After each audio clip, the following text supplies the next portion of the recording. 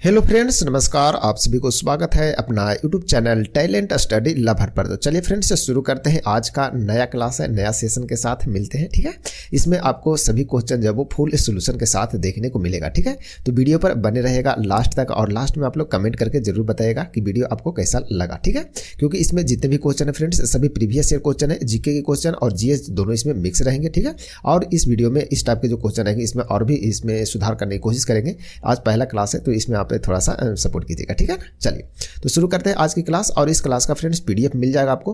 PDF के लिए Telegram join कर लीजिएगा। ठीक है ना, टेलीग्राम का लिंक आपको वीडियो के नीचे डिस्क्रिप्शन बॉक्स में मिल जाएंगे, वहां से पीडीएफ डाउनलोड कर रिवीजन करते रहेगा। ठीक है, क्योंकि इसमें देखिए इस क्लास में अपन जितने भी ऑप्शन है क्वेश्चन का उसे भी डिस्कशन करेंगे। ठीक है ना, तो वीडियो पर बने रहेगा लास्ट तक जरूर। ठीक है, बहुत कुछ इसमें आपको जानने को मिलेगा। एक क्वेश्चन मतलब बहुत सारे क्वेश्चन इसमें देखने को आपको मिल जाएगा। ठीक है ना, चलिए देखते हैं पहला क्वेश्चन।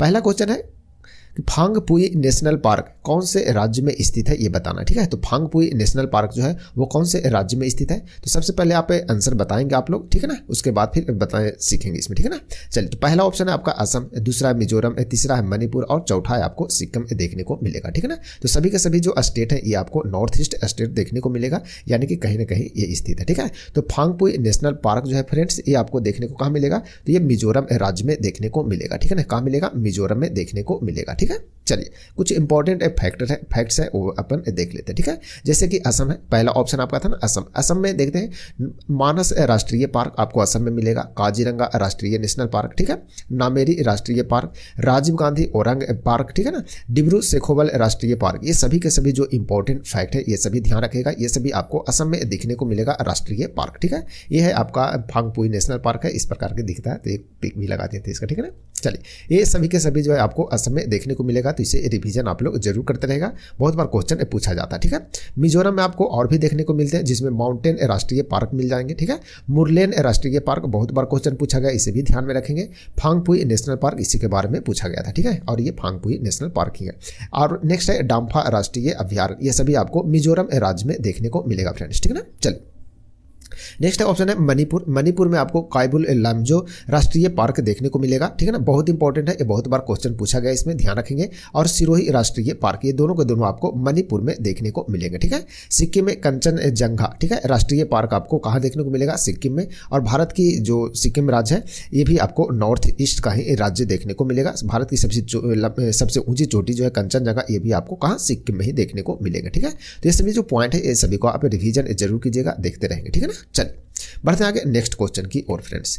नेक्स्ट क्वेश्चन है, देखिए नेक्स्ट क्वेश्चन से पहले ये आपका मैप लगा दिए थे, मैप में भी कुछ पॉइंट है उसको भी अपन देखते चलेंगे। ये सभी के सभी आपको नॉर्थ ईस्ट स्टेट का नाम है, इसमें देख लेते हैं। जैसे अरुणाचल प्रदेश, नागालैंड की राजधानी कहाँ, कोहिमा। अरुणाचल प्रदेश की राजधानी कहाँ, ईटानगर। ठीक है ना, मणिपुर का इम्फाल हो गया, मिजोरम का आइजोल, त्रिपुरा का कहाँ है, अगरतला। ठीक है ना, असम का हो गया दिसपुर, और ये आपको सिक्किम यहाँ देखने को मिलेगा। ठीक है, सिक्किम की राजधानी कहाँ है, गंगटोक। तो एक बार इसे भी जरूर आप रिविजन करते रहेगा। ठीक है, क्योंकि मैप में बहुत सारे क्वेश्चन आपको देखने को मिलेगा। ये आपका हो गया बे ऑफ बंगाल इस साइड वाली एरिया हो गया, और ये हो गया आपका अरेबियन सी वाली एरिया हो गया। ठीक है ना, तो इस पॉइंट को भी आप जरूर देखिएगा। जैसे कि क्वेश्चन इसमें ये भी बन जाता है कि भारत में कितने ऐसे राज्य हैं जिसमें समुद्री तट से लगे हुए हैं। ठीक है, तो टोटल आप कोस्टल जो स्टेट है उसको आप गिनिएगा। ठीक है, कमेंट में आप जरूर बताएगा टोटल भारत में कितने कोस्टल स्टेट है जो कि मतलब समुद्र के किनारे लगे हुए हैं। ठीक है, तो इसमें भी क्वेश्चन बनते हैं, तो इसे भी ध्यान जरूर रखिएगा। ठीक है, चलिए भारत का सबसे बड़ा स्टेट जो क्षेत्रफल की दृष्टि से आपको देखने को मिलेगा, राजस्थान आपको यहाँ देखने को मिलेगा। ठीक है ना, तो ये सभी जो पॉइंट है आप जरूर देखते रहेगा। आपको लद्दाख यहाँ देखने को मिलेगा, जम्मू कश्मीर ये रह गया आपका। ठीक है ना, तो इस पॉइंट से आप देखते चलेंगे। ठीक है ना, चल बढ़ते आगे नेक्स्ट क्वेश्चन की ओर। और जैसे जैसे क्लास बढ़ते चलेगा मैप भी अपन पूरा इसे क्लियर भी कर लेंगे। ठीक है ना,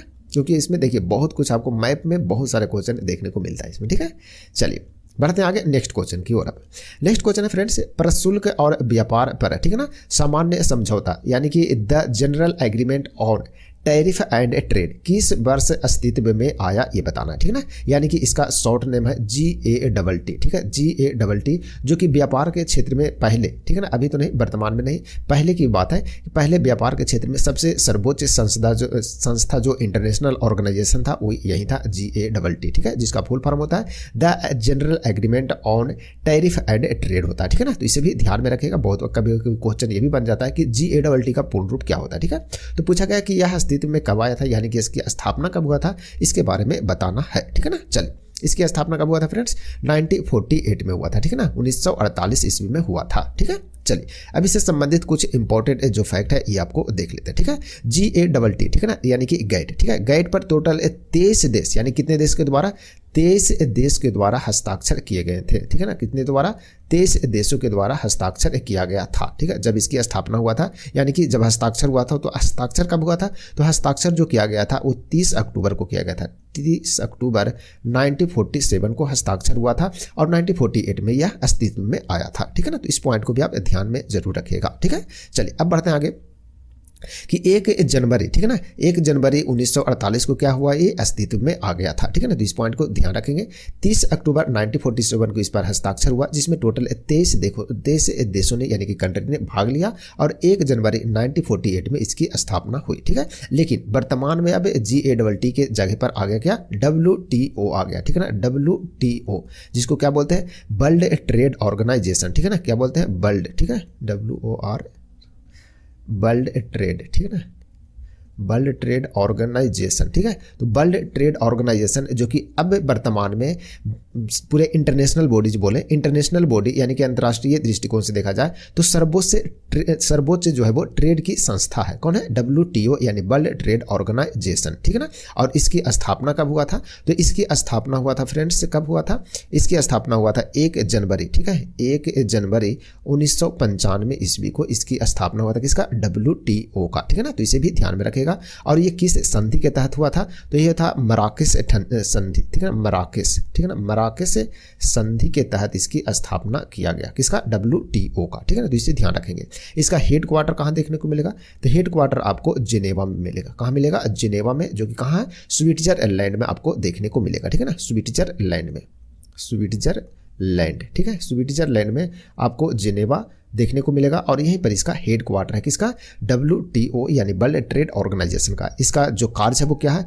तो व्यापार के क्षेत्र में सर्वोच्च संगठन है, जो कि बताए हैं कि पूरे इंटरनेशनल बॉडी में देखा जाए तो सर्वोच्च संगठन जो है यानी व्यापार के क्षेत्र को देखने का कार्य है वो WTO का है, ठीक है ना। तो इस पॉइंट को भी ध्यान में जरूर रखिएगा, ठीक है ना, क्योंकि मतलब ट्रेड मतलब क्या होगा? जो कि व्यापार है उसी के क्षेत्र में यह काम करेगा। इसमें टोटल देशों की संख्या कितना है? तो इसमें टोटल जो देश है 164 यानी कि 164 देश हैं। इसमें कितने हैं? 164 कंट्री इसमें पार्टिसिपेट किए हुए हैं। और जो लेटेस्ट सदस्य हैं यानी कि 164वां सदस्य है वो कौन सा देश है? तो इस पॉइंट को भी ध्यान रखेगा। यह है अफगानिस्तान, ठीक है, अफगानिस्तान है, ठीक है ना, अफगानिस्तान है जो कि 164वां देश बना यानी कि सबसे लेटेस्ट कंट्री है अफगानिस्तान, ठीक है ना। और यह कब बना था ये बताना है। तो ये बना था 2016 में, ये पार्टिसिपेट किए थे, WTO का सदस्य बने थे, ठीक है। तो इस पॉइंट को आप जरूर ध्यान में रखिएगा, ठीक है ना। चलिए तो ये था कुछ इंपॉर्टेंट पॉइंट था, इस सभी पॉइंट को आप लोग को ध्यान में जरूर रखना है, ठीक है। चलिए यदि कोई दिक्कत हो तो कमेंट आप जरूर कीजिएगा, ठीक है ना। चलिए बढ़ते आगे next question friends. Next question देखिए बोला धनुर्वेद यजुर्वेद का उपवेद है। क्या है? धनुर्वेद जो है वो यजुर्वेद का उपवेद है। इसका संबंध निम्न में से किससे है ये बताना है, ठीक है। पहला है आपका चिकित्सा से, दूसरा है वास्तुकला से, तीसरा है कला एवं संगीत से और चौथा जो ऑप्शन है वो युद्ध कौशल से। यानी कि धनुर्वेद जो है वो यजुर्वेद का उपवेद है, लेकिन धनुर्वेद का जो संबंध है वो निम्न में से किससे है इसके बारे में क्वेश्चन पूछ रहा है, ठीक है। और सभी के सभी जो क्वेश्चन है फ्रेंड्स आपको NTPC में पूछा हुआ क्वेश्चन है, ठीक है ना। तो ये नहीं देखिएगा कि इसमें लिखे नहीं है, यहाँ पर डालना चाहता डाल देंगे। ये जो वीडियो है आपका आज पहला वीडियो है, ठीक है ना। तो इसमें कुछ ये है कि देख रहे हैं कि आप लोगों को कैसा लगता है। यदि इंटरेस्टेड रहेंगे तो इसको रेगुलर करने की कोशिश करेंगे, ठीक है ना। मज़ा आएगा इसमें, क्योंकि बहुत सारे चीज़ जो है आपको इसमें फैक्ट जानने को मिलेगा, ठीक है ना। चलिए तो इसका संबंध किससे इसके बारे में जानना है, ठीक है ना। तो इसका जो राइट आंसर हो जाएगा वो क्या होगा? तो इसका सही आंसर है फ्रेंड युद्ध कौशल से, धनुर्वेद, ठीक है ना। धनुर का मतलब हो गया धनुष विद्या, ठीक है। धनुष विद्या जो होता है वो किस में यूज होता है? युद्ध में यूज होता है, इसलिए क्या हो जाएगा? युद्ध कौशल से यह संबंधित है, ठीक है ना। तो ऑप्शन डी इसका राइट आंसर हो जाएगा। पहला तो क्वेश्चन आपको क्वेश्चन में क्वेश्चन बन जाएगा कि धनुर्वेद किसका उपवेद है, तो इसका आंसर हो जाएगा यजुर्वेद का। धनुर्वेद का संबंध किससे है? तो युद्ध कौशल से, ये भी आपका सही आंसर हो जाएगा, ठीक है ना। चलिए अब कुछ इंपॉर्टेंट पॉइंट है ये देख लेते हैं। युद्ध कौशल से संबंधित है, पता हो गया। धनुर्वेद का जो जनक है, ठीक है ना, धनुर्वेद जो है ना,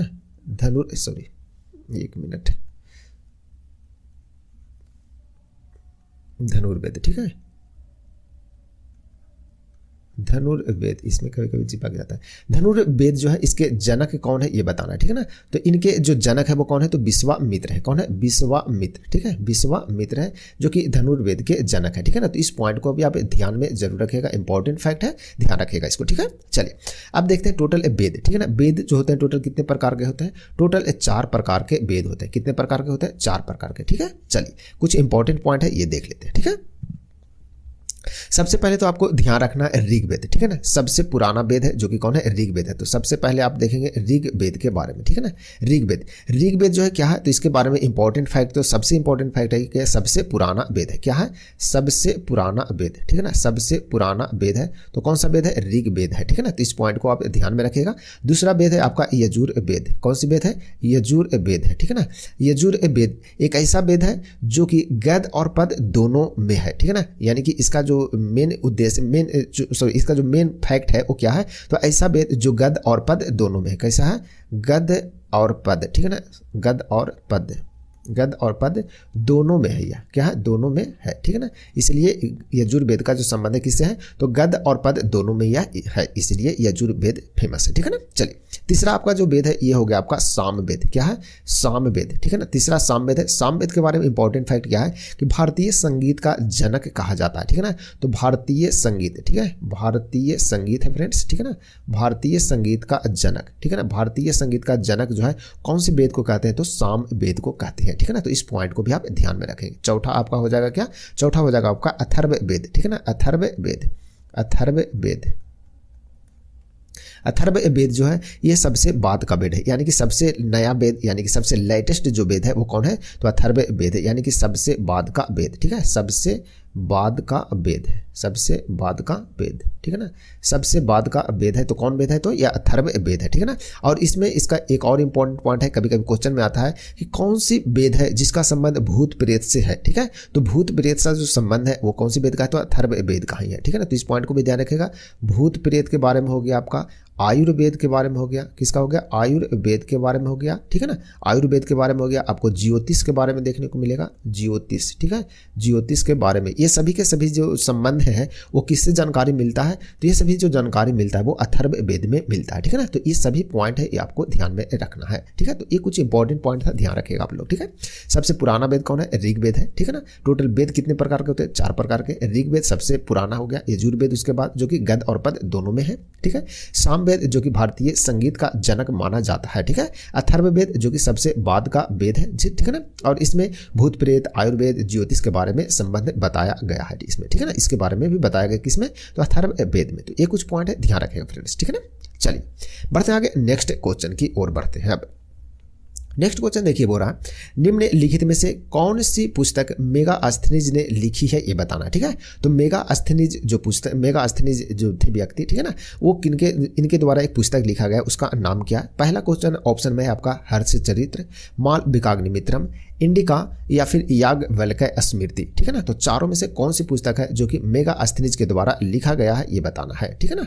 चलिए तो इसका जो सही आंसर होगा क्या होगा ये बताइए आप लोग, ठीक है। चलिए तो इसका सही आंसर क्या फ्रेंड्स, इसका सही आंसर हो जाएगा आपका इंडिका, ठीक है ना। एक मिनट, हाँ चलिए, इसका सही आंसर है आपका इंडिका। इंडिका जो पुस्तक है ये लिखा गया किसके द्वारा, मेगास्थनीज के द्वारा लिखा गया है, ठीक है। चलिए मेगास्थनीज के द्वारा जो इंडिका पुस्तक लिखा गया है इसमें जानकारी क्या मिलता है, तो ये भी आपको ध्यान रखना है कि मेगास्थनीज के पुस्तक इंडिका जो है इसमें मौर्य नगर प्रशासन में, ठीक है ना, मौर्य नगर प्रशासन के बारे में क्या मिलता है, सर्वाधिक जानकारी मिलता है, ठीक है ना। तो मौर्य में, ठीक है, मौर्य के नगर प्रशासन, नगर प्रशासन, ठीक है ना, प्रशासन के बारे में क्या मिलता है, जानकारी मिलता है। क्या मिलता है, जानकारी मिलता है। यह भी क्वेश्चन बन जाएगा कि मौर्य नगर प्रशासन की जानकारी किस पुस्तक से मिलता है, तो इंडिका के द्वारा मिलता है, ठीक है। और इंडिका पुस्तक मेगास्थनीज के द्वारा लिखा गया था, ठीक है। मेगास्थनीज कौन थे इसके बारे में भी थोड़ा सा जान लीजिए कि मेगास्थनीज जो थे वो सेल्यूकस निकेटर के राजदूत थे। क्या थे, सेल्यूकस निकेटर, ठीक है ना, सेल्यूकस निकेटर का राजदूत, ठीक है ना। सेल्यूकस निकेटर का क्या था, का राजदूत, ठीक है ना, राजदूत था। और ये राजदूत का काम क्या रहता है कि दूसरे के दरबार में जाना और वहां पर उनके खबर को पहुंचाना, ठीक है। तो ये जो आए थे चंद्रगुप्त मौर्य के दरबार में आए थे, ठीक है ना, चंद्रगुप्त मौर्य के दरबार में, चंद्रगुप्त, ठीक है, चंद्रगुप्त मौर्य, ठीक है ना, चंद्रगुप्त मौर्य के दरबार में यह आए थे, ठीक है ना।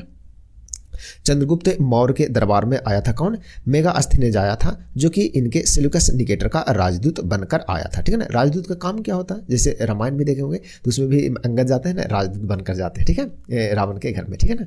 तो उसमें राजदूत का काम क्या है कि अपने शासक जो है उसकी जो बात है, यानी कि उसकी जो कही हुई बात है, वो आपको दूसरे जगह मतलब कि जहाँ जाते हैं उस दूसरे राजा के पास पहुँचाने का काम रहता है। ठीक है ना। इसीलिए राजदूत को कोई कुछ नहीं करता। ठीक है ना, क्योंकि वो बात पहुँचाने वाला होता है ना। चलिए, तो ये था इसका ये पॉइंट है, इसे भी ध्यान रखेगा। ठीक है ना। तो सेल्यूकस निकेटर का राजदूत था कौन? मेगास्थनी था, जो कि चंद्रगुप्त मौर्य के दरबार में आए थे। ठीक है। और उसी पर मेगास्थनी जब चंद्रगुप्त मौर्य के दरबार में आए तो उससे कुछ जानकारी मिला, बहुत सारे चीज़ मिले होंगे, प्राप्त हुए, तो इनका पुस्तक लिखा और इनका पुस्तक में फिर मौर्य नगर प्रशासन के बारे में जानकारी उसने दिया। ठीक है ना। तो इस पॉइंट को भी आप ध्यान में रखिएगा। ठीक है ना। चलिए नेक्स्ट देखते हैं हर्षचरित। ठीक है, हर्षचरित जो पुस्तक है फ्रेंड्स, ये किसके द्वारा लिखा गया? तो ये बाण भट्ट के द्वारा। किसके द्वारा? बाण भट्ट के द्वारा यह पुस्तक लिखा गया है, जो कि हर्षचरित है। एक और पुस्तक बाण भट्ट के द्वारा लिखा गया जिसका नाम है कादम्बरी। ठीक है ना। तो इस पॉइंट को भी ध्यान रखेगा। कादम्बरी जो एक पुस्तक है, इसके लेखक कौन है? तो इसके लेखक भी बाण भट्ट ही है। ठीक है ना। चलिए नेक्स्ट पुस्तक है आपका मालविकाग्नि मित्रम। ठीक है, मालविकाग्नि मित्रम। ठीक है, मालविकाग्नि जो मित्रम है, ये पुस्तक के लेखक कौन है? तो इस पुस्तक के लेखक है कालिदास। कौन है? कालिदास। ठीक है, कालिदास है। तो इस पॉइंट को भी ध्यान रखेगा कि कालिदास के द्वारा मालविकाग्नि मित्रम पुस्तक लिखा गया था। ठीक है, एक और इंपॉर्टेंट पुस्तक लिखा गया किनके द्वारा? कालिदास जी के द्वारा, जिसका नाम है अभिज्ञान शकुंतलम। ठीक है, अभिज्ञान। ठीक है, अभिज्ञान शकुंतलम। ठीक है ना। अभिज्ञान शकुंतलम पुस्तक लिखा गया, जो किसके द्वारा? कालिदास के द्वारा ही लिखा गया है पुस्तक है, और सबसे बेस्ट नाटक है। ठीक है ना, सबसे अच्छा नाटक इसको बोल सकते हैं। ठीक है ना, सबसे अच्छा नाटक, सबसे अच्छा नाटक। ठीक है, नाटक कौन सा है? तो अभिज्ञान शकुंतलम है, जो कि कालिदास जी के द्वारा लिखा गया। ठीक है ना। तो इस पॉइंट को भी ध्यान रखिएगा।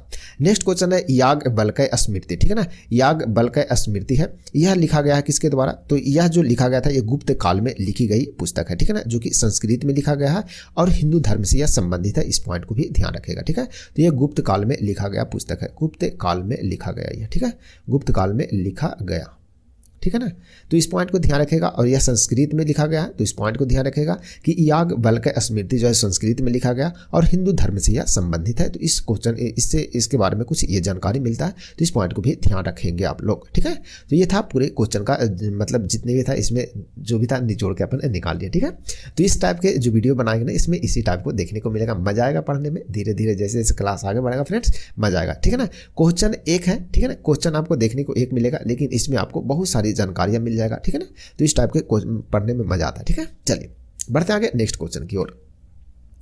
नेक्स्ट क्वेश्चन देखिए, अच्छा क्वेश्चन ये भी है कि यूएन शांति सेना को, ठीक है ना, डैश वर्ष में नोबेल पुरस्कार दिया गया। ठीक है, तो यूएन के जो शांति सेना है ना, उनको नोबेल पुरस्कार मिला था। ठीक है, तो कब मिला था इसके बारे में बताना है। तो यूएन जो शांति सेना होते हैं उनको कब नोबेल पुरस्कार मिला? 1899, 2000, 1988 या 1945 में। तो कब मिला था ये बताना है। ठीक है ना। चलिए फ्रेंड, तो सबसे इसका जो आंसर होगा क्या होगा ये बताइए। सबसे पहले तो आप लोग को बताना है, उसके बाद फिर चलिए देखते हैं। ठीक है, चलिए इसका सही आंसर हो जाएगा फ्रेंड्स आपका ऑप्शन नंबर सी हो जाएगा। ठीक है ना, ऑप्शन सी, यानी कि 1988 में मिला था। ठीक है, यूएन शांति सेना को नोबेल पुरस्कार मिला था, कब मिला था? 1988 में। ठीक है ना। अब यूएन शांति जो पुरस्कार होता है, यूएन शांति सेना होता है, वो क्या होता है इसके बारे में थोड़ा सा जानकारी प्राप्त कर लेते हैं। ठीक है ना, यूएन शांति सेना क्या होता है सबसे पहले तो आपको ये जानना है। ठीक है, सबसे पहले इसका गठन देख लेते हैं। ठीक है ना, यूएन शांति सेना, यूएन शांति सेना जो है इसका काम क्या होता है? तो यूएन शांति सेना जो होता है उसको काम रहता है फ्रेंड्स कि यूएन का मतलब ही है कि पूरे वर्ल्ड में, ठीक है ना, पूरे वर्ल्ड में कोई भी देश में हिंसा हो रहा है वहाँ पर शांति बनाने का ये कार्य करते हैं यूएन सेना। ठीक है, यूएन सेना कोई उसका अपना सेना नहीं होता है। यूएन सेना जो है वो होता है जो सदस्य देश है, यूएन के जितने भी सदस्य देश हैं, ठीक है ना, उसी से ही वो आवश्यकता अनुसार सभी देश से वो सेना को क्या करते हैं, लेते हैं, या सभी देश उनको क्या करते हैं, देते हैं। ठीक है, तो सभी देशों से जो यूएन के जितने भी सदस्य देश हैं वो सभी अपने हिसाब से, मतलब अपने हिसाब से वो क्या करते हैं, अपनी सेना को वो भेजते हैं यूएन में, और वो फिर यूएन के सेना बनकर जाते हैं विभिन्न देशों में जहाँ पर कोई हिंसा होते रहता है, ठीक है ना, उसको क्या करते हैं वो शांति में बदलने की कोशिश करते हैं, ठीक है। तो चलिए देखते हैं यूएन का जो गठन हुआ, इसका यूएन शांति सेना जो है इसका गठन कब हुआ। तो इसका जो गठन हुआ था फ्रेंड्स वो हुआ था 29 मई, ठीक है, 29 मई 1948 में हुआ था, ठीक है ना। इसका गठन हुआ था कब, 29 मई 1948 में हुआ था, ठीक है। इसका कार्य क्या है, तो कार्य है किसी भी देश, ठीक है ना, किसी भी देश में निष्पक्ष रूप से शांति और सुरक्षा को बनाए रखने का कार्य करता है। अभी बताएं कि वो उसका कार्य क्या है, तो पूरे देश में यानी पूरे वर्ल्ड में कहीं भी, ठीक है ना, कोई भी हिंसा हो रहा है तो वहाँ पर शांति और सुरक्षा बनाने का कार्य करता है। इसीलिए इनको नोबेल पुरस्कार मिला था, 1988 में मिला था, ठीक है ना। यूएन की अपनी कोई भी सेना नहीं होती है, सदस्य देश से ही आवश्यकता अनुसार सेना प्रदान किए जाते हैं, ठीक है। यूएन में जितने भी कंट्री है वही देश जो है वो क्या करते हैं, सेना को प्रदान करते हैं, ठीक है। यूएन शांति सेना के जो कैप होते हैं, ठीक है ना, यूएन शांति सेना है इसके जो कैप होते हैं, ठीक है ना, कैप या हेलमेट जो भी बोले, ठीक है ना, हेलमेट बोलते हैं ना, कैप या हेलमेट, ठीक है ना, हेलमेट, ठीक है, जो होता है इसका कलर कैसा, क्वेश्चन पूछा गया कि इसका कलर कैसा होता है। इसका कलर जो होता है वो नीले रंग का होता है, ठीक है ना, कैसा होता है, नीले रंग का, ठीक है ना। तो इस पॉइंट को जरूर ध्यान में रखिएगा आप लोग, ठीक है ना। चलिए अब देखते हैं कुछ यूएन के बारे में। यूएन क्या है, तो यूनाइटेड नेशंस, ठीक है। यूएन का फुल फॉर्म क्या होता है, यूनाइटेड नेशन यानी कि संयुक्त राष्ट्र, यानी कि पूरे जो वर्ल्ड में राष्ट्र है वो क्या है, संयुक्त है, ठीक है। इसकी स्थापना कब हुआ था फ्रेंड्स, तो इसकी जो स्थापना हुआ था ये आपको ध्यान रखना है कि 24 अक्टूबर, ठीक है ना, 24 अक्टूबर 1945 में इसकी स्थापना हुआ था, ठीक है ना। इसलिए 24 अक्टूबर को यूएन दिवस मनाया जाता है, ठीक है ना। तो इस पॉइंट को भी ध्यान रखें, कभी कभी क्वेश्चन आता है संयुक्त राष्ट्र दिवस कब मनाया जाता है, 24 अक्टूबर को मनाया जाता है, ठीक है ना। संस्थापक सदस्य देश कितने थे, जिसमें संस्थापक जो सदस्य देश थे, ठीक है ना, संस्थापक, ठीक है, संस्थापक सदस्य देश, ठीक है ना, सदस्य देशों की संख्या कितना था, तो 51 था, कितना था, 51, सॉरी एक मिनट,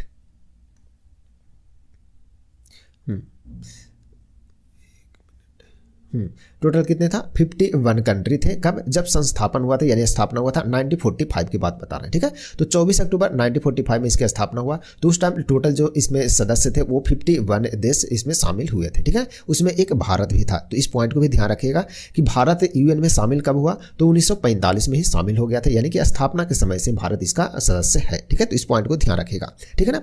वर्तमान में टोटल कितने सदस्य हैं इसके, ठीक है ना, सॉरी क्वेश्चन आता है कि वर्तमान में, ठीक है ना, वर्तमान देश टोटल जो है वो यूएन में कितने हैं, तो टोटल जो है वो 193 देश हैं, ठीक है ना। कितने देश हैं, 193 देश। और सबसे लास्ट यानी कि 193वां जो देश है वो कौन बना है, तो ये बना था दक्षिणी सूडान। कौन बना, दक्षिणी सूडान बना, दक्षिणी सूडान, ठीक है। दक्षिणी सूडान जो है वो बना था का 2011 में बना है, ठीक है ना। कब बना है, 2011 में 193वां सदस्य बना था, ठीक है ना। हेड क्वार्टर आपको कहाँ देखने को मिलेगा, तो हेड क्वार्टर आपको न्यूयॉर्क में, ठीक है, न्यूयॉर्क आपको यूएसए में देखने को मिलेगा। क्या, इसका हेड क्वार्टर देखने को मिलेगा, ठीक है ना। चलिए कुछ और भी पॉइंट है अभी देख लेते हैं। इसमें हेड क्वार्टर आपका कहाँ देखने को मिला, न्यूयॉर्क शहर आपको यूएसए यानी कि अमेरिका में, ठीक है ना। यूएन की जो कार्यकारी भाषा है, ठीक है ना, यूएन की जो कार्यकारी भाषा है, यूएन की क्या कार्यकारी भाषा, ठीक है ना, कार्यकारी जो भाषा है वो कौन सी भाषा है ये आपको पता होना चाहिए, अंग्रेजी और फ्रेंच है, ठीक है ना। अंग्रेजी और क्या है, अंग्रेजी और साथ में क्या है, फ्रेंच है, ठीक है ना। अंग्रेजी और फ्रेंच इसकी यूएन की कार्यकारी भाषा है फ्रेंड्स, ठीक है ना। यूएन में टोटल जो मान्यता प्राप्त जो लैंग्वेज है यानी कि भाषा है वो टोटल कितनी है, ठीक है ना, यूएन में, ठीक है ना, यूएन में मान्यता प्राप्त, ठीक है ना, मान्यता प्राप्त भाषा, ठीक है ना, टोटल कितने हैं, तो आपको ध्यान रखना कि टोटल 6 भाषा हैं जो कि यूएन में मान्यता प्राप्त है, ठीक है ना। कौन कौन सी भाषा है पहले आपको ध्यान होना चाहिए। सबसे पहले तो हो गया आपका अंग्रेजी, कौन सी हो गया, अंग्रेजी हो गया, ठीक है ना। इसके बाद आपको देखने को मिला अंग्रेजी के बाद आपको फ्रेंच हो गया, ठीक है। अंग्रेजी के बाद क्या हो गया, आपको फ्रेंच हो गया। फ्रेंच के बाद आपको चीनी लैंग्वेज, ठीक है ना, चीनी हो गया। रसियन हो गया, ठीक है ना, रसियन लैंग्वेज हो गया। उसके बाद फिर अरबी और लास्ट में हो गया क्या हो गया, सॉरी लास्ट में हो गया आपका स्पेनिश, ठीक है ना, स्पेनिश, सॉरी एक मिनट गलती लिखा गया, चलिए कोई बात नहीं, कभी कभी हो जाते हैं। स्पेनिश, ठीक है ना, स्पेनिश, ठीक है ना। तो टोटल 6 लैंग्वेज जो है यूएन में क्या है, मान्यता प्राप्त है। तो इस पॉइंट को भी आप ध्यान में जरूर रखिएगा, ठीक है ना। तो ये था यूएन से संबंधित कुछ पॉइंट है, इसे ध्यान रखिएगा। यूएन की स्थापना कब हुआ, 24 अक्टूबर 1945 में। संस्थापक सदस्य देश 51 थे, ठीक है ना, जिसमें भारत भी शामिल था, यानी कि भारत 1945 में इसका सदस्य बन चुका था, ठीक है। वर्तमान देश इसमें कितने हैं, 193 है। और 193वां जो देश बना वो कौन बना है, तो दक्षिणी सूडान बना है, जो कि 2011 में बना था। एक बार आपको न्यूयॉर्क में देखने को मिलेगा, न्यूयॉर्क शहर अमेरिका में, ठीक है ना। और इसमें टोटल जो कार्यकारी भाषा है वो टोटल 2 कार्यकारी भाषा है, जो कि अंग्रेजी और फ्रेंच है। मान्यता प्राप्त जो भाषा है वो टोटल 6 है, अंग्रेजी, फ्रेंच, चीनी, रशियन, अरबी और स्पेनिश है, ठीक है ना। तो इसे भी ध्यान में आप जरूर रखिएगा, ठीक है। इसका एक शॉर्टकट होता है बीरू अफाची, ठीक है, बीरू, ठीक है ना, बीरू अफाची, ठीक है ना, अफाची, ठीक है। बी से हो गया, क्या हो गया, भीरू लिखते हैं कि क्या, तो इसका एक शॉर्टकट बनाए थे, ठीक है ना, भीरू, ठीक है ना। आ से हो गया अंग्रेजी, फा से हो गया फ्रांस, ची से हो गया चाइनीज, ठीक है ना, रू से हो गया रसिया, और हो गया आपका भी बीरू लिखते हैं, क्या लिखते हैं, ठीक है ना। इसका एक बार हम कमेंट कर वो क्या बोलते हैं, टेलीग्राम पर इसका एक शॉर्टकट बनाए थे, भेज देंगे उसका, ठीक है ना। थोड़ा सा दिमाग से उतर गया कभी कभी उतर जाता है, ठीक है। चलिए, तो ये था फ्रेंड्स आपका यूएन से संबंधित जो भी क्वेश्चन था आपका ये कंप्लीट है, ठीक है ना। तो इतने ही इससे बन सकते हैं क्वेश्चन, इससे ज़्यादा भी कभी बनेगा तो देखेंगे, लेकिन अभी फिलहाल में इतना आपको पता होना चाहिए, ठीक है ना। चलिए बढ़ते हैं आगे नेक्स्ट क्वेश्चन की ओर।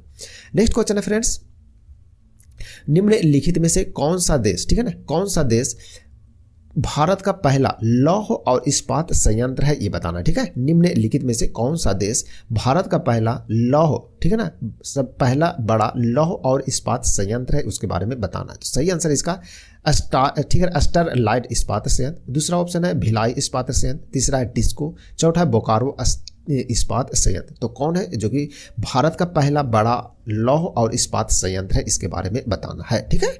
चलिए, इसका राइट आंसर क्या हो जाएगा, तो इसका सही आंसर होगा फ्रेंड्स आपका ऑप्शन नंबर सी, यानी कि टिस्को। टिस्को इसका सही आंसर हो जाएगा, ठीक है ना। ये सभी एनटीपीसी में पूछा हुआ क्वेश्चन है, ठीक है। चलिए अब देखते हैं कुछ इंपॉर्टेंट पॉइंट देखते हैं। टिस्को, सबसे पहले तो टिस्को का आपका फुल फॉर्म पता होना चाहिए। टिस्को, ठीक है ना, टिस्को का मतलब होता है Tata iron and steel company, ठीक है ना, टाटा आयरन, ठीक है ना, Tata iron and steel company, ठीक है ना, स्टील एक कंपनी। ये तो हो गया आपका टिस्को का पूर्ण रूप हो गया, ठीक है ना। चलिए, तो ये तो आपको ध्यान में रखना। इसकी स्थापना कब हुआ था, इसकी स्थापना हुआ था फ्रेंड्स 1907 ईस्वी में। कब हुआ था, 1907 में इसकी स्थापना हुआ था, किसके द्वारा, JRD टाटा के द्वारा, ठीक है ना, JRD टाटा के द्वारा इसकी स्थापना किया गया था, ठीक है ना। JRD टाटा के द्वारा किया गया था, सांची नामक स्थान पर, जिसे वर्तमान में क्या बोलते हैं, जमशेदपुर बोलते हैं, ठीक है ना। तो वहीं इसका हेडक्वार्टर वहीं पर तो है ये टिस्को, ठीक है ना। तो सांची पहले इसका नाम था, वर्तमान में इसका नाम जमशेदपुर बन गया, ठीक है ना। टिस्को भारत की सबसे बड़ी क्या है, सबसे बड़ी इस्पात कारखाना है, क्या है, तो सबसे बड़ी इस्पात कारखाना कौन है, तो टिस्को। इस पॉइंट को भी ध्यान में रखिएगा, ठीक है ना। कौन सी नदी के किनारे है, तो ये जो नदी के किनारे है, कौन सी नदी के किनारे है, तो ये खरकई नदी, ठीक है ना, खरकई नदी के तट पर यह स्थित है कारखाना, ठीक है ना। तो इसे ध्यान रखेगा। और यह सुवर्ण रेखा की सहायक नदी है, किसकी सहायक नदी है, खरकई, तो सुवर्ण रेखा की सहायक नदी है, ठीक है ना, सुवर्ण रेखा नदी, ठीक है, सुवर्ण रेखा, ठीक है, सुवर्ण रेखा की सहायक, ठीक है, सहायक, ठीक है, सहायक नदी है कौन, खरकई नदी है। कौन नदी है, तो ये खरकई नदी। तो इस पॉइंट को भी ध्यान में आप जरूर रखेंगे, ठीक है ना। चलिए, कुछ और पॉइंट है, इसके बारे में देख लेते हैं, ठीक है। चलिए नेक्स्ट स्लाइड में, भिलाई इस्पात संयंत्र है, ठीक है ना। भिलाई इस्पात संयंत्र जो है ना आपका दूसरा ऑप्शन है, भिलाई इस्पात संयंत्र। इसके बारे में जो पॉइंट है वो देख लेते हैं, ठीक है। चलिए, इसका पॉइंट क्या है कि भिलाई इस्पात संयंत्र है, जो कि क्या है, तो यह रेलों का उत्पादन, ठीक है ना, रेल की जो पटरी बनता है ना उसका मुख्य रूप से उत्पादन करता है। कौन करता है, तो भिलाई, ठीक है, भिलाई इस्पात संयंत्र, ठीक है ना, संयंत्र। मुख्य रूप से इसका काम क्या है, तो रेल के जो पटरी है, रेल की पटरी, ठीक है, रेल की पटरी का क्या करना, निर्माण करना, ठीक है, निर्माण करने का कार्य जो करता है कौन करता है, तो भिलाई भिलाई इस्पात संयंत्र का ये कार्य है। ठीक है, ये आपको कहाँ देखने को मिलेगा, तो ये आपको छत्तीसगढ़ में देखने को मिलेगा। कहाँ मिलेगा, छत्तीसगढ़ में देखने को मिलेगा। जिला कहाँ है, तो दुर्ग में यह देखने को मिलेगा। ठीक है, इसकी स्थापना हुआ था तो सोवियत संघ की सहायता से हुआ। किसके संघ से, सोवियत संघ। ठीक है ना, सोवियत संघ की सहायता से इसकी क्या हुआ, स्थापना हुआ। ठीक है ना, सोवियत संघ की सहायता से, किसकी सहायता से, सोवियत संघ की सहायता से इसकी स्थापना हुआ भिलाई इस्पात संयंत्र का। ठीक है ना, तो इसे ध्यान रखेगा। और दूसरी पंचवर्षीय योजना के दौरान इसकी स्थापना हुआ था। ठीक है ना, दूसरी पंचवर्षीय योजना के दौरान कब चली, कब स्थापना हुआ, दूसरी पंचवर्षीय। ठीक है ना, दूसरी पंचवर्षीय योजना। ठीक है ना, जो कि कब से कब तक चला था, 1956 से लेकर के 61 तक चला। इस टाइम में इसकी स्थापना किया गया था। ठीक है ना, चलिए नेक्स्ट है बोकारो इस्पात संयंत्र। ठीक है ना, बोकारो के बारे में देख लेते हैं। बोकारो, ठीक है, बोकारो इस्पात संयंत्र। ठीक है ना, बोकारो इस्पात संयंत्र है। इसकी स्थापना कब हुआ था, इसकी स्थापना हुआ था तृतीय पंचवर्षीय योजना में हुआ था। ठीक है ना, तृतीय पंचवर्षीय योजना। ठीक है ना, तृतीय यानी कि तीसरी पंचवर्षीय। ठीक है ना, पंचवर्षीय योजना में स्थापना हुआ था। कब हुआ था, 1964 में इसकी स्थापना हुआ था, बोकारो इस्पात संयंत्र का। ठीक है ना, और इसकी भी स्थापना हुआ था किसके, सोवियत संघ की सहायता, सोवियत संघ की सहायता से। ठीक है ना, सोवियत संघ की सहायता से, सोवियत संघ की सहायता से किसका स्थापना हुआ, बोकारो का। ठीक है ना, तो बोकारो जो स्टील प्लांट है, सॉरी बोकारो स्टील इस्पात संयंत्र है, इसकी स्थापना तीसरी पंचवर्षीय योजना में हुआ था, 1964 में हुआ। तो इस पॉइंट को भी आप ध्यान में जरूर रखेंगे फ्रेंड्स। ठीक है ना, चलिए अब बढ़ते हैं आगे, नेक्स्ट क्वेश्चन की ओर बढ़ते हैं। ठीक है ना, चलिए ये हो गया। नेक्स्ट क्वेश्चन, क्वेश्चन नंबर 7 देखते हैं।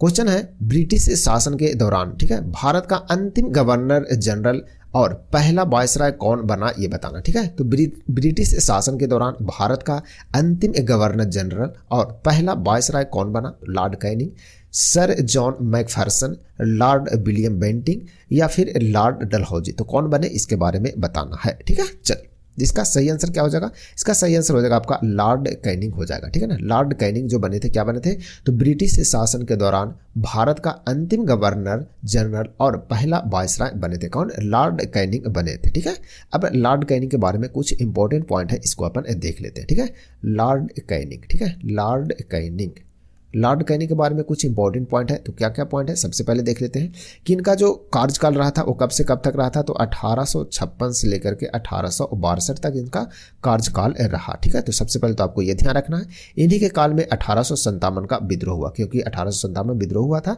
और 1856 से 62 तक इनका काल है। तो 1857 के जो विद्रोह हुआ था उसके दौरान भारत के कौन थे, वायसराय कौन थे, तो ये हो जाएगा लॉर्ड कैनिंग। क्वेश्चन बन जाता है, ध्यान रखिएगा। ठीक है, कलकत्ता, मद्रास और मुंबई हाईकोर्ट जो है इसकी स्थापना हुआ था तो इन्हीं के काल में हुआ था। कौन कौन, कलकत्ता का। ठीक है ना, कलकत्ता, कलकत्ता का हो गया। ठीक है, कलकत्ता के बाद आपका मद्रास, मद्रास के बाद आपका हो गया मुंबई। ठीक है, मुंबई, मुंबई या बम्बई जो भी बोलिए, इसकी हाई कोर्ट की स्थापना हुआ था तो इन्हीं के काल में हुआ था और 1862 में इसकी स्थापना हुआ था सभी का। ठीक है, तो इस पॉइंट को भी आप जरूर ध्यान में रखिएगा। कभी क्वेश्चन बन जाता है कि कलकत्ता या मद्रास या मुंबई हाई कोर्ट की स्थापना कब हुआ, तो 1862 में, किन के काल में, तो लॉर्ड कैनिंग के काल में हुआ था। ठीक है ना, तो इस पॉइंट को ध्यान में जरूर रखिएगा। नेक्स्ट देखते हैं लॉर्ड विलियम बेंटिंक के बारे में देख लेते हैं। ठीक है ना, लॉर्ड विलियम बेंटिक, ठीक है, विलियम बेंटिक, ठीक है, विलियम बेंटिक के बारे में देख लेते हैं, कुछ इनके बारे में भी पॉइंट है।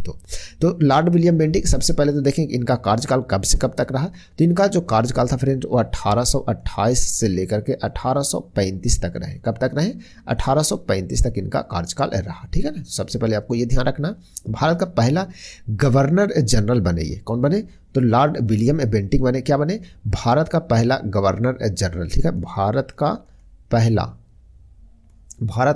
गवर्नर जनरल,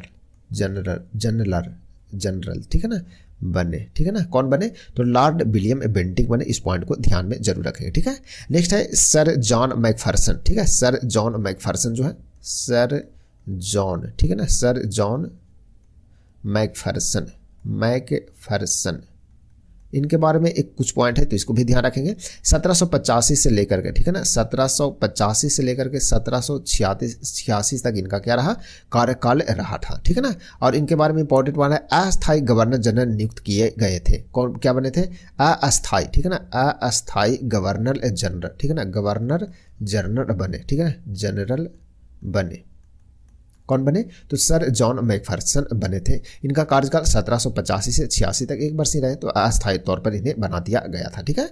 चलिए नेक्स्ट देखते हैं लॉर्ड डलहौजी के बारे में, ठीक है ना, Lord Dalhousie, Lord Dalhousie important question इनके बारे में बहुत बनता है, तो इस पॉइंट को इनको ध्यान रखेंगे। सबसे पहले इनका कार्यकाल ध्यान रखेगा कि 1848 से लेकर के, ठीक है ना, 1848 से लेकर के 1856 तक इनका क्या रहा, कार्यकाल रहा, ठीक है।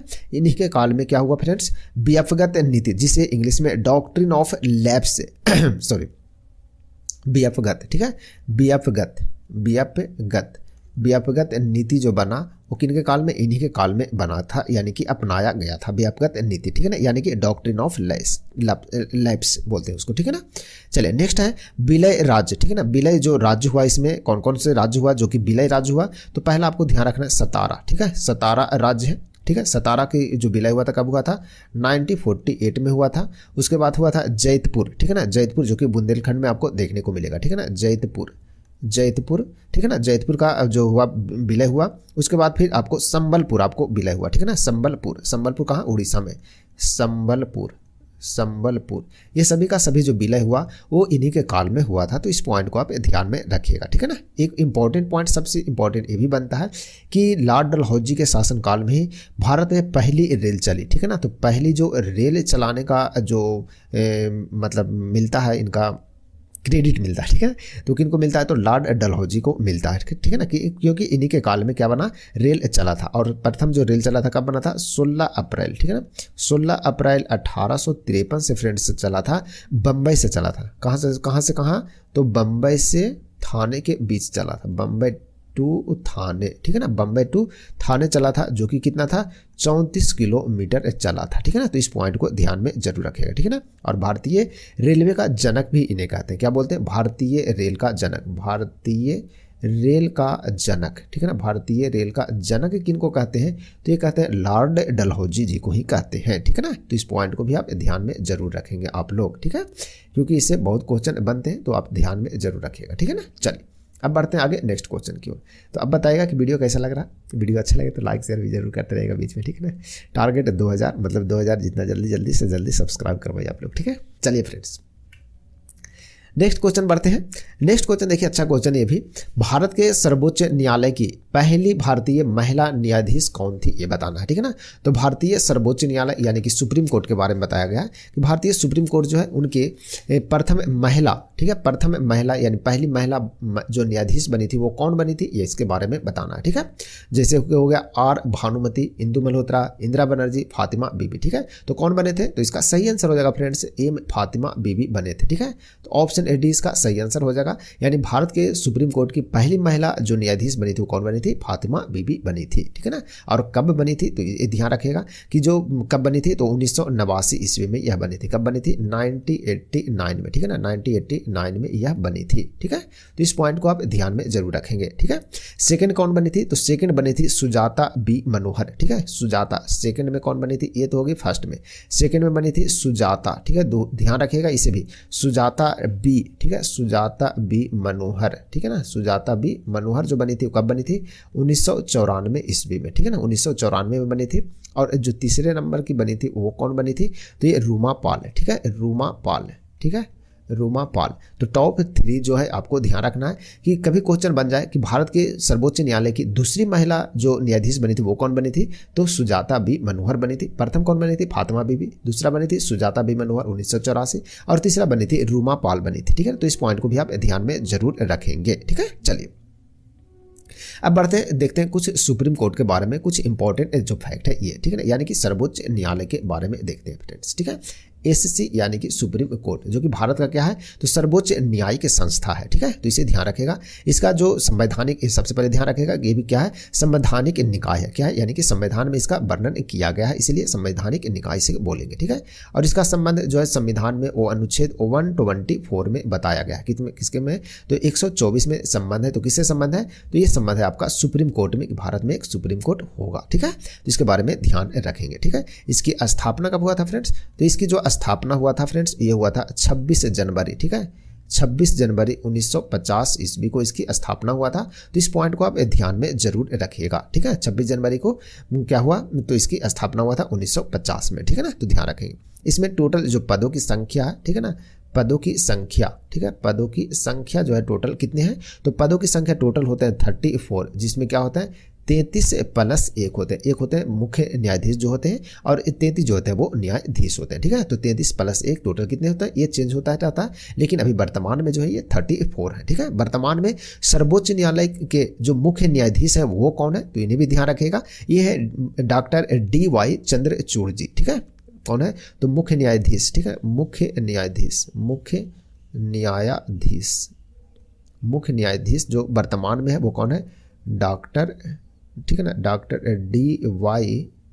DY कौन है, चंद्रचूड़, ठीक है,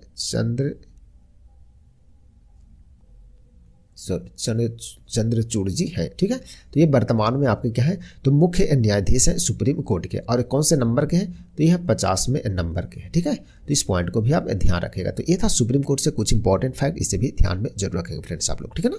चलिए अब बढ़ते हैं आगे, नेक्स्ट क्वेश्चन की ओर बढ़ते हैं।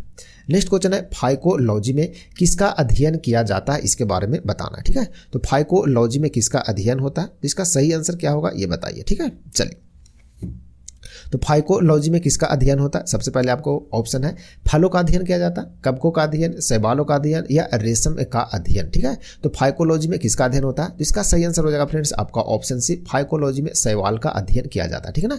फाइकोलॉजी में किसका अध्ययन होता है, तो शैवाल का अध्ययन किया जाता है, ठीक है। तो इस पॉइंट को ध्यान में जरूर रखेगा, ठीक है। फलों का जो अध्ययन होता है उसको क्या बोलते हैं, तो उसको बोलते हैं पोमोलॉजी, क्या बोलते हैं, पोमोलॉजी, ठीक है ना। पोमोलॉजी में किसका अध्ययन होता है, तो पोमोलॉजी में जो अध्ययन होता है वो फल का अध्ययन किया जाता है, ठीक है ना। पोमोलॉजी में किसका अध्ययन होता है, तो फल का अध्ययन किया जाता है, ठीक है। कवक के जो अध्ययन होता है उसको क्या बोलते हैं, तो कवक के अध्ययन होता है उसको बोलते हैं माइकोलॉजी, क्या बोलते हैं, माइकोलॉजी, ठीक है ना। माइकोलॉजी में किसका अध्ययन होता है, तो माइकोलॉजी में फ्रेंड्स होता है कवकों का अध्ययन होता है, ठीक है ना। शैवाल का अध्ययन आपको पता हो गया। रेशम का जो अध्ययन होता है उसको क्या बोलते हैं, तो रेशम का जो अध्ययन होता है उसे बोलते हैं क्या, तो उसे सेरीकल्चर बोलते हैं, क्या बोलते हैं, सेरीकल्चर, ठीक है ना, सेरीकल्चर बोलते हैं, ठीक है, सेरीकल्चर, ठीक है ना। तो सेरीकल्चर में किसका अध्ययन होता है, तो रेशम का अध्ययन किया जाता है, ठीक है।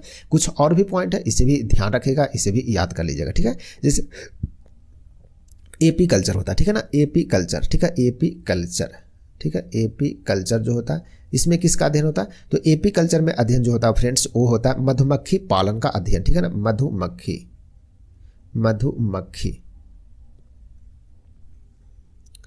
सॉरी, मधुमक्खी का, एक मिनट फिर से लिख देता हूँ इसको, कभी कभी वो ही हो जाता, बिल्कुल नहीं। चलिए, मधुमक्खी, ठीक है ना, मधुमक्खी पालन जो होता है उसका अध्ययन को क्या बोलते हैं, तो उसे एपी कल्चर बोलते हैं, ठीक है ना।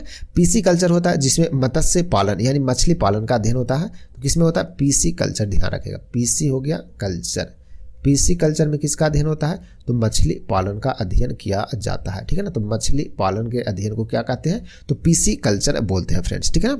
एंथोलॉजी होता है एक जिसमें पुष्पों का अध्ययन होता है, ठीक है ना, एंथोलॉजी, ठीक है ना, एंथोलॉजी जो होता है इसमें किसका अध्ययन होता है, तो इसमें पुष्पों का अध्ययन किया जाता है, किसका अध्ययन होता है, पुष्पों का अध्ययन, ठीक है, पुष्पों का अध्ययन किया जाता है जिसको क्या बोलते हैं, एंथोलॉजी बोलते हैं, ठीक है ना। तो इस पॉइंट को ध्यान में जरूर रखेगा, ठीक है।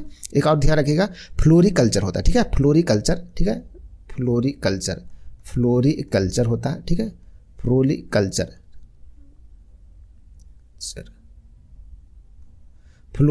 होता है जिसमें क्या होता है, तो फ्लोरी जो कल्चर, सॉरी एक मिनट क्या हो जाता है, फ्लोरिकल्चर, ठीक है ना, फ्लोरिकल्चर में होता है फ्रेंड्स क्या होता है, तो इसमें होता है फूलों की खेती का अध्ययन किया जाता है, ठीक है ना, फूलों की खेती फूलों की जो खेती होता है ना उसका अध्ययन किया जाता है, उसे क्या बोलते हैं, फ्लोरिकल्चर बोलते हैं। ठीक है ना, तो इस पॉइंट को ध्यान रखेगा, ये कुछ भी इंपॉर्टेंट है, ये सभी इसको भी आप लोग ध्यान रखेगा। ठीक है ना, तो फाइकोलॉजी में किसका अध्ययन होता है, फाइकोलॉजी में आपको शैवाल का अध्ययन, कवकों का अध्ययन को माइकोलॉजी कहते हैं, फलों के अध्ययन को पोमोलॉजी कहते हैं, रेशम का अध्ययन को सेरीकल्चर बोलते हैं। ठीक है, एपीकल्चर में किसका अध्ययन होता है, मधुमक्खी पालन का, पीसी कल्चर में मछली पालन का, एंथोलॉजी में पुष्पों का अध्ययन होता है और फ्लोरिकल्चर में फूलों की जो खेती होता है उसका अध्ययन किया जाता है। ठीक है ना, चलिए बढ़ते हैं आगे। नेक्स्ट क्वेश्चन है संगीत के क्षेत्र में पुलित्जर पुरस्कार जीतने वाले पहले रैपर का नाम क्या है, ये बताना। ठीक है, तो संगीत के क्षेत्र में पुलित्जर जो पुरस्कार जीते हैं, ठीक है ना, उसमें प्रथम जो रैपर जो बने हैं वो कौन है, ये बताना है। ठीक है, तो इसका सही आंसर क्या है फ्रेंड्स, तो इसका सही आंसर हो जाएगा आपका ऑप्शन बी, यानी कि ऑप्शन बी कौन हो जाएगा, केंड्रिक लैमर। ठीक है ना, केंड्रिक लैमर इसका राइट आंसर हो जाएगा, ऑप्शन नंबर बी हो जाएगा। ठीक है ना, केंड्रिक लैमर है कहाँ के, तो ध्यान रखेगा USA के, यानी कि संयुक्त राष्ट्र अमेरिका। ठीक है ना, संयुक्त राज्य अमेरिका। ठीक है ना, संयुक्त राज्य अमेरिका इसको बोलते हैं। ठीक है अमेरिका को। चलिए बढ़ते हैं आगे। पुलित्जर पुरस्कार के बारे में कुछ इंपॉर्टेंट फैक्ट है, ये आपको बता देते हैं, यानी कि देख लेते हैं। ठीक है ना, तो ये हो गया पुलित्जर। ठीक है ना, पुलित्जर पुरस्कार। ठीक है, पुलित्जर पुरस्कार सबसे पहले तो आपको याद रखना है कि इसकी शुरुआत कब से हुआ था। ठीक है, तो पुलित्जर जो पुरस्कार है इसकी शुरुआत हुआ था कब, 1917 यानी कि 1917 से शुरुआत हुआ। ठीक है, यह पत्रकारिता के क्षेत्र में दिया जाता है। ठीक है ना, किस क्षेत्र में दिया जाता है, तो पत्रकारिता। ठीक है, पत्रकारिता। ठीक है ना, पत्रकारिता के क्षेत्र में दिया जाता है। इसे विश्व का सबसे बड़ा क्या बोलते हैं, विश्व का सबसे बड़ा क्या है, यह पुरस्कार भी है, इसे भी ध्यान में जरूर रखेगा। ठीक है ना, विश्व का सबसे बड़ा पत्रकारिता के क्षेत्र में, ठीक है ना, पत्रकारिता के क्षेत्र में विश्व का सबसे बड़ा यह पुरस्कार है। ठीक है ना, किस क्षेत्र में, पत्रकारिता के क्षेत्र में। तो और कब से दिया जाता है, 1917 से दिया जाता है, इस पॉइंट को भी ध्यान रखेगा। प्रेम भाटिया अवार्ड जो है ये भी पत्रकारिता के क्षेत्र में दिया जाता है, तो इसे भी ध्यान में जरूर रखिएगा। ठीक है, तो प्रेम भाटिया। ठीक है, प्रेम भाटिया। ठीक है ना, प्रेम भाटिया अवार्ड। ठीक है, प्रेम भाटिया अवार्ड ये भी जो दिया जाता है किस क्षेत्र में, तो पत्रकारिता के क्षेत्र में दिया जाता है। तो इस पॉइंट को अभी आप ध्यान में जरूर रखेंगे। ठीक है ना, तो ये था कुछ इंपॉर्टेंट पॉइंट है, इसके बारे में ध्यान आप जरूर रखिएगा। ठीक है, चलिए बढ़ते आगे नेक्स्ट क्वेश्चन की ओर फ्रेंड्स। नेक्स्ट क्वेश्चन है निम्नलिखित में से किसे विश्व के सर्वोच्च युद्ध क्षेत्र के रूप में जाना जाता है। ठीक है, तो निम्न में से किसे विश्व के सर्वोच्च युद्ध क्षेत्र के रूप में जाना जाता है, ये बताना है। ठीक है, चलिए तो इसका सही आंसर क्या हो जाएगा, सही आंसर हो जाएगा इसका सियाचिन ग्लेशियर। ठीक है, सियाचिन ग्लेशियर जो कि ऑप्शन सी इसका राइट आंसर हो जाएगा, इसे भी ध्यान में रखना है। ठीक है, सियाचिन ग्लेशियर के बारे में कुछ इंपॉर्टेंट पॉइंट है, तो विश्व की दूसरी सबसे बड़ी ग्लेशियर इसको बोलते हैं, क्या बोलते हैं, विश्व की दूसरी सबसे बड़ी ग्लेशियर। ठीक है ना, विश्व की क्या है, विश्व की दूसरी, ठीक है, विश्व की दूसरी सबसे बड़ी क्या है, ग्लेशियर है। ठीक है ना, ग्लेशियर, विश्व की दूसरी सबसे बड़ी ग्लेशियर जो है वो कौन है, तो ये आपको सियाचिन ग्लेशियर देखने को मिलेगा। ठीक है ना, भारत और पाकिस्तान के बीच ये सबसे बड़ा क्या है, युद्ध स्थल है, कौन है, सियाचिन ग्लेशियर है, तो इस पॉइंट को भी ध्यान में रखेंगे। ऑपरेशन मेघदूत जो शुरू हुआ था, ठीक है ना, ऑपरेशन मेघदूत जो 1984 में किया गया था। ठीक है ना, कब हुआ था, 1984 में। इसमें क्या हुआ था कि भारत जो है सियाचिन क्षेत्र के अधिकांश भागों पर क्या किया था, नियंत्रित किया था, यानी कि कंट्रोल किया था। ठीक है ना, तो क्वेश्चन बन जाएगा कि सियाचिन ग्लेशियर पर जो भारत कंट्रोल किया था, यानी बहुत सी एरिया पर जो नियंत्रण किया था, ठीक है ना, तो 1984 में किया था। ठीक है, तो कौन से ऑपरेशन के तहत किया था, ये बताना। ठीक है ना, तो ऑपरेशन जो मेघदूत है, ठीक है ना, ऑपरेशन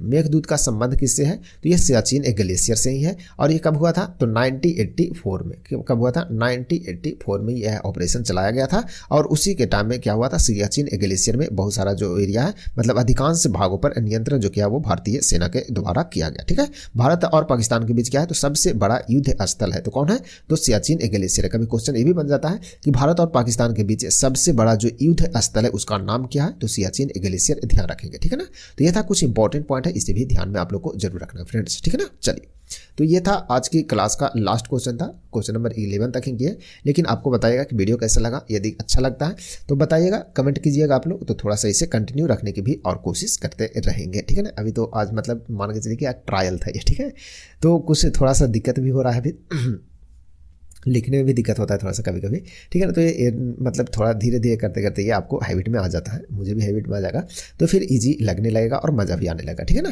क्योंकि इसमें कंटेंट बनाने में थोड़ा सा मेहनत लगता ज़्यादा है, ठीक है ना, क्योंकि पढ़ना पड़ता है इसके लिए अच्छे खासे, मतलब थोड़ा नॉलेज होगा तभी तो बता पाएंगे, ठीक है ना। इसके लिए पढ़ना भी पड़ता है और फिर उसके बाद फिर टाइपिंग कीजिए, बहुत सारे वो PPT बनाना, फिर PDF बनाना, ताकि आप लोग को शेयर भी करें, इसमें मेहनत थोड़ा सा अधिक लगता है, ठीक है ना। लेकिन ठीक है, मज़ा आएगा, पढ़ने में भी मज़ा आएगा, ठीक है। इसमें आपको बहुत सारे जो टॉपिक है वो कवर होते चलते हैं, इसलिए ठीक लगता है, ठीक है। तो क्वेश्चन एक रहेंगे लेकिन आपको जानकारी इसमें बहुत सारे मिल जाएंगे। अब जैसे क्वेश्चन तो टोटली 11 इसमें आपको देखने को मिल गया, लेकिन इसमें आप यदि वन लाइनर क्वेश्चन देखते हैं तो करीब करीब इसमें आपको 100 क्वेश्चन से भी ज़्यादा मिल जाएगा इसमें, ठीक है ना। चलिए, तो इस रूप में आपको थोड़ा सा डिटेल में पढ़ते हुए मजा आएगा, ठीक है ना। चलिए, तो बताइएगा फ्रेंड्स वीडियो कैसा लगा। आज की क्लास फ्रेंड्स यही समाप्त करते हैं, मिलते हैं कल फिर नए क्लास में, तब तक के लिए आप सभी को धन्यवाद।